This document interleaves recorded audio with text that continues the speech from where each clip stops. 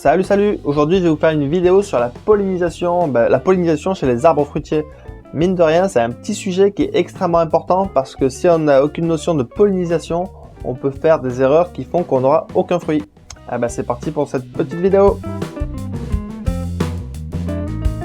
On peut se dire, j'ai planté une forêt comestible chez moi et en fait, on a planté donc un amandier, on a planté un cerisier, on a planté un noisetier, on a planté un olivier, on a planté un pommier, un poirier. On s'est dit super, on a mis un kiwi qui grimpe dessus. On s'est dit voilà, j'ai fait ma petite forêt comestible. En plus, j'ai mis pas mal de variétés différentes.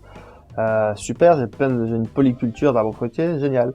Et en fait, avec les arbres que je viens de vous citer là, si vous faites ça, vous aurez quasiment aucun fruit. Donc, il y a quelques petits trucs à savoir sur la pollinisation. Je vais utiliser des petits mots un petit peu techniques, mais bon, ils ont leur petite importance. Et puis c'est parti, donc je vous explique tout ça. Donc là, la pollinisation, ça intéresse surtout les plantes qui se reproduisent de façon sexuée. C'est ce qu'on appelle la reproduction sexuée chez les plantes.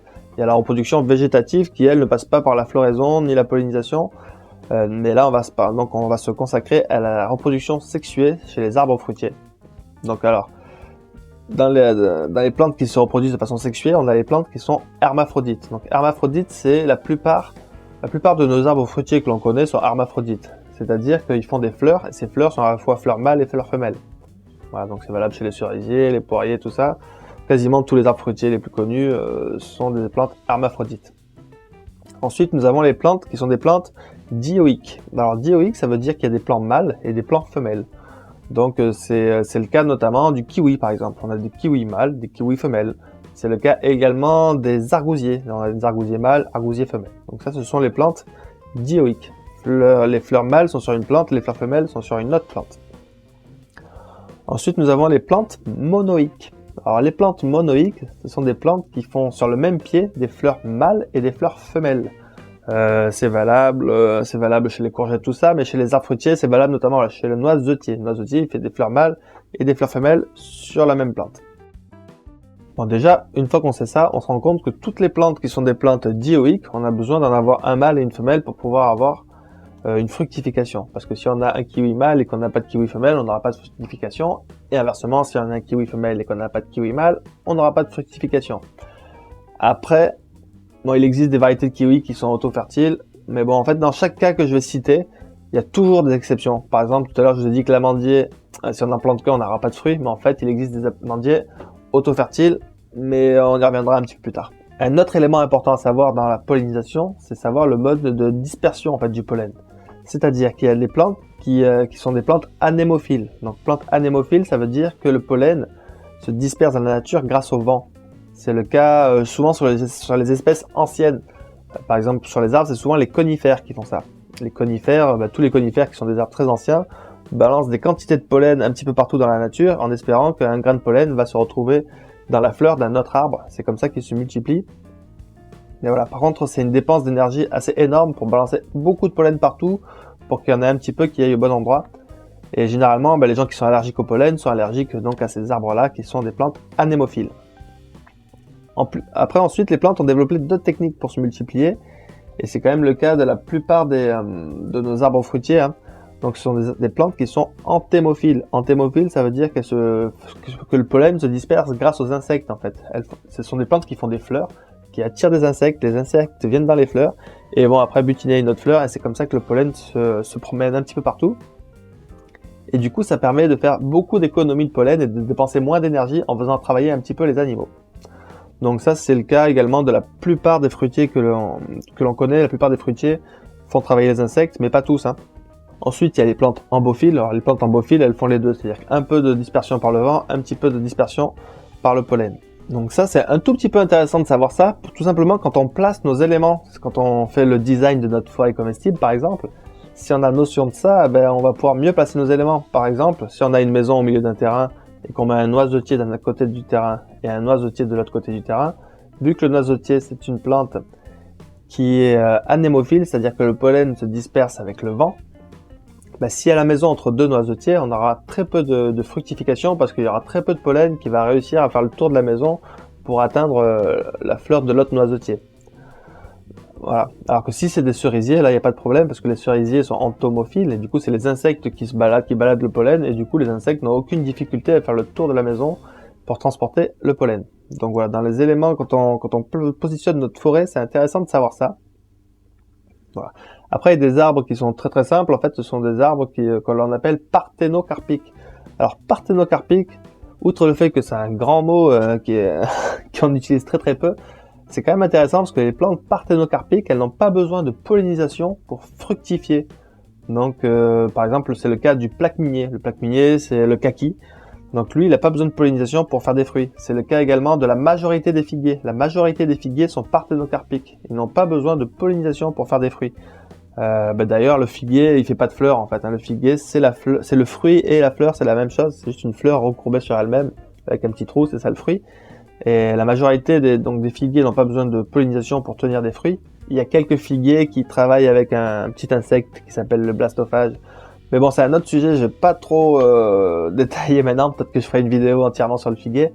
Mais bref, voilà, la majorité des figuiers sont parthénocarpiques, les bananes sont parthénocarpiques, les clémentines sont parthénocarpiques, c'est pour ça que dans les clémentines, souvent il n'y a pas de pépins dans les clémentines, parce qu'il n'y a pas besoin de pollinisation pour faire des fruits. Donc voilà, les plantes parthénocarpiques, pas besoin de pollinisation pour faire des fruits.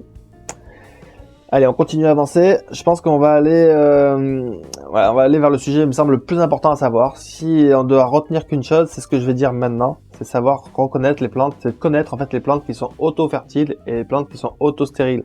Parce que si on plante que des plantes auto-stériles et qu'on n'en met qu'un seul de chaque, on n'aura pas de fructification. Donc je vous ai fait un petit tableau avec une liste d'arbres fruitiers. Bon, bien sûr, on aurait pu en mettre beaucoup plus, mais bon, j'ai déjà fait ça.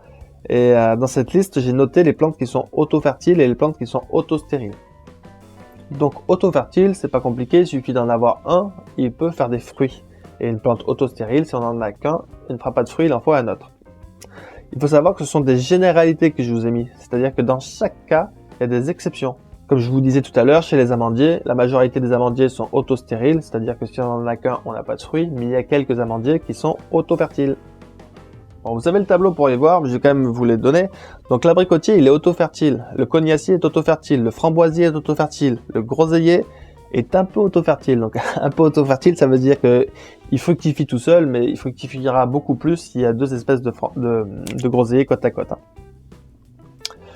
Le noyer est un peu auto-fertile, la même chose. Les pêchers, c'est auto-fertile. Alors le prunier, le cas du prunier est intéressant parce que les pruniers, en gros, il y en a 1 sur 2 qui est soit auto-fertile, soit auto-stérile. Donc ça dépend carrément de l'espèce, de la variété du prunier. Et les vignes sont auto-fertiles.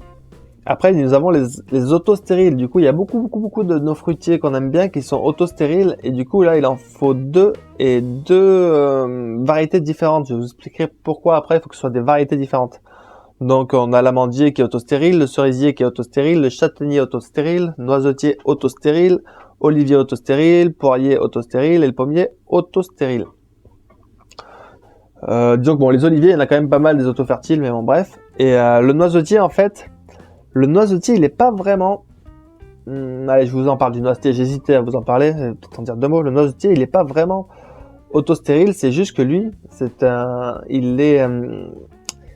il est monoïque, c'est-à-dire que sur lui-même, il a les fleurs mâles et les fleurs femelles. Et il fait les fleurs mâles pas en même temps que les fleurs femelles. Et du coup, si on n'a qu'une seule variété de noisetier, on aura toutes les fleurs mâles en même temps et toutes les fleurs femelles en même temps. Du coup, on n'aura pas de pollinisation.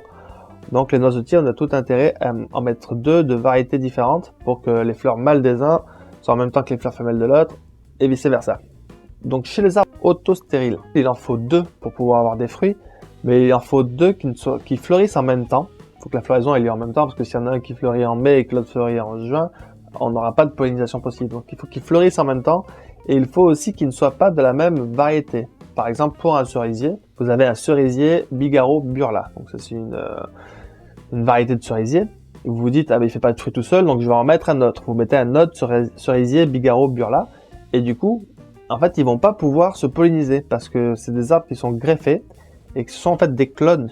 Vu que c'est la même variété, c'est le même arbre en fait. Et du coup, vous avez beau en mettre 50, ça sera toujours le même arbre, et du coup, vu qu'il est autostérile, il n'arrivera pas à se polliniser.